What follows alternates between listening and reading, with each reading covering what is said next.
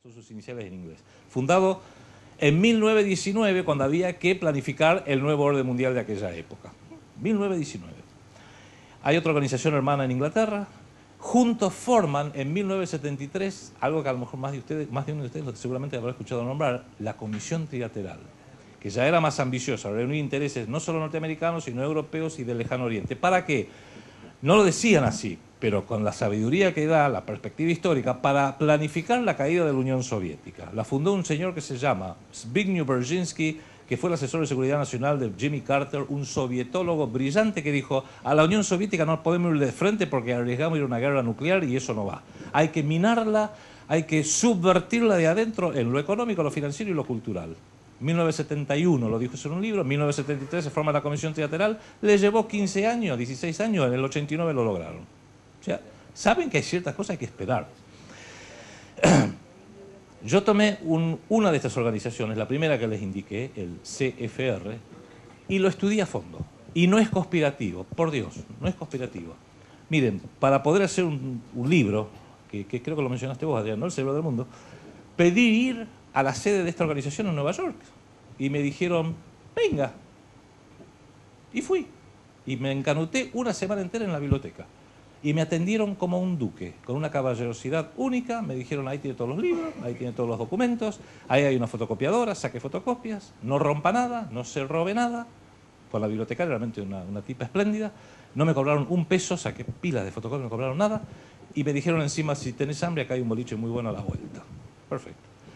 ¿Y qué es lo que uno ahí empieza a observar? Que ni siquiera hay que ir hasta allá para lo que les voy a decir ahora. Año a año emiten una memoria, que es un libro espléndido, con todos los datos que ellos quieren que se conozcan públicamente, pero lo más importante es lo siguiente: blanquean la nómina completa de todos sus miembros, en riguroso orden alfabético. En el libro del año 2008, porque va creciendo paulatinamente, está la nómina de los 4.500 miembros, hombres y mujeres. Es un perfil étnico de Estados Unidos, hay católicos, protestantes, musulmanes, hispánicos, blancos, negros, judíos, todas las etnias, que Estados Unidos tiene muchas. O sea, es un perfil de la sociedad norteamericana, muy bien armadito.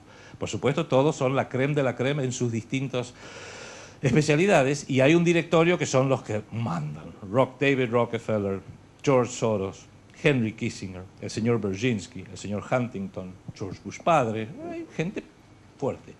Y eso me lleva a lo siguiente: cuando uno ve esta nómina de 4.500 miembros, en orden alfabético, son páginas y páginas y páginas, uno empieza a ver los nombres y dice, cada tanto, este lo conozco, Clinton Bill, lo conozco, Bush George, lo conozco, Clinton Hillary, la conozco, Soros George, lo conozco, Brzezinski, Kissinger, Warren Buffett, un montón de tipos que son más o menos conocidos o bien del gobierno o de distintas empresas. Pero la mayoría para nosotros son NN. ¿Quién son estos fulanos?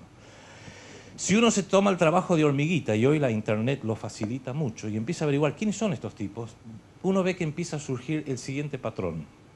En esta organización están representados, son miembros de esta organización, las instancias de los gerentes, los directivos y los accionistas de esas 500 corporaciones o 1.000 corporaciones que les mencionaba antes, que manejan el grueso de la economía norteamericana, de los grandes bancos, JP Morgan Chase, Bank of America, Morgan Stanley, todos los grandes bancos, los grandes multimedios, no solamente en sus gerencias, sino en sus opinólogos, los que dan las noticias, los que analizan, los Mariano Grondona y Bernardo Neustadt y Morales Solá de allá, por decirlo de alguna forma, los principales académicos de las grandes universidades, que son el semillero de las futuras dirigencias y los que se perfeccionan actualmente, Yale, Princeton, Harvard, MIT, Chicago, las universidades grandes, Columbia, la Universidad de Nueva York, todo. Y lo más interesante es observar lo siguiente: todos los puestos clave del gobierno, del Poder Ejecutivo de Estados Unidos han estado, desde finales de la Segunda Guerra Mundial, sistemáticamente cubiertos por gente que sale de esta organización que se llama el CFR, más allá de que sean republicanos o demócratas. Ellos tienen una frase que dicen, gane quien gane las elecciones, gobernamos nosotros. Y es verdad, porque en realidad necesitan que el Estado nacional norteamericano también se alineen a este proyecto.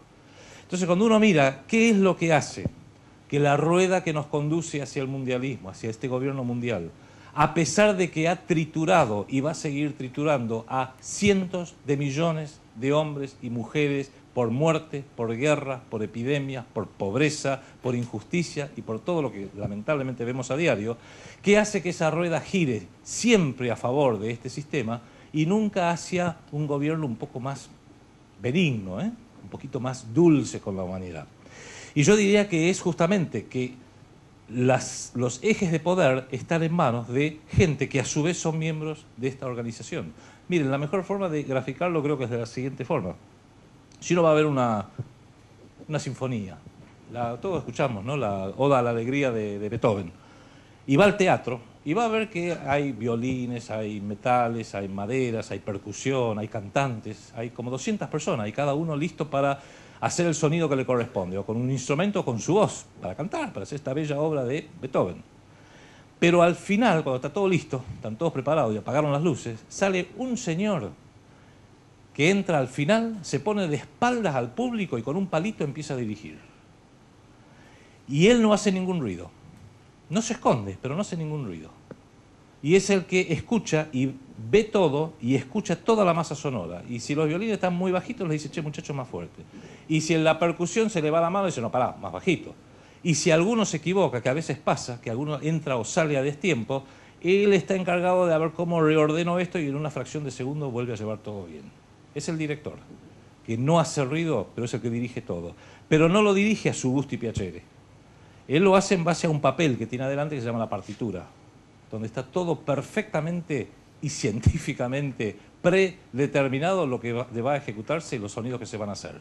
Y esa partitura, por más que la haya fotocopiado ayer, en realidad fue hecha, compuesta por un señor que se llamaba Beethoven, que murió hace 170 años. Vale la comparación, porque este proyecto mundialista lleva siglos. Lo que pasa es que saben que, bueno, el salto había que hacerlo según las posibilidades políticas, paradigmáticas de la mentalidad de la gente, económicas, tecnológicas. Antes no se podía hablar a cientos de millones de personas, hoy se puede hablar a billones de personas directamente, al mismo tiempo, al unísono. Entonces, ¿dónde entramos todos nosotros en esto, para ir cerrando?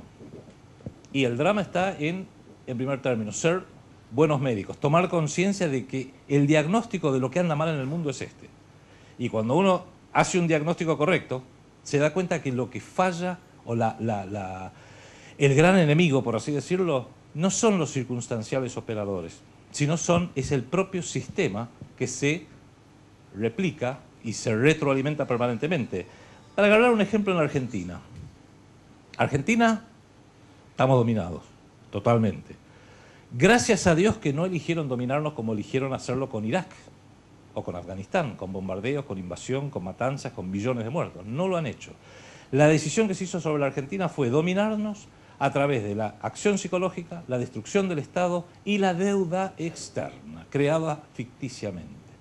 Hace poquito hemos hecho una serie de seminarios de la deuda externa y, por ejemplo, Argentina debe ser un país único porque el grueso de nuestra deuda externa puede ser analizada y sus orígenes determinados que corresponden a un régimen cívico-militar que usurpó el poder ilegalmente entre el 24 de marzo de 1976 y el 10 de diciembre de 1983. Un régimen ilegal.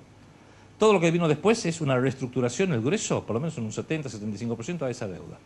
Hay una jurisprudencia anglosajona que dice que un pueblo democrático, cuando recupera el gobierno democrático, puede repudiar las deudas contraídas por un monstruo como este régimen.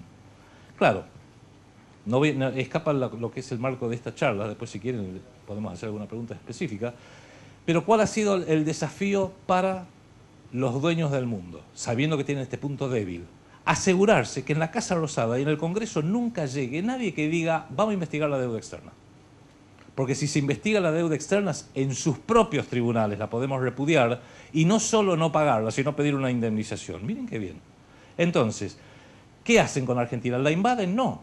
Identifiquemos, las damas me obligan a ser cauto con los adjetivos, a los señores y las señoras, que no son de buen nivel moral, a quienes sabemos que si le financiamos sus campañas, le financiamos sus partidos, le financiamos todas las cosas que hacen, cuando lleguen al poder, nunca se les va a ocurrir investigar la deuda externa y es asunto concluido.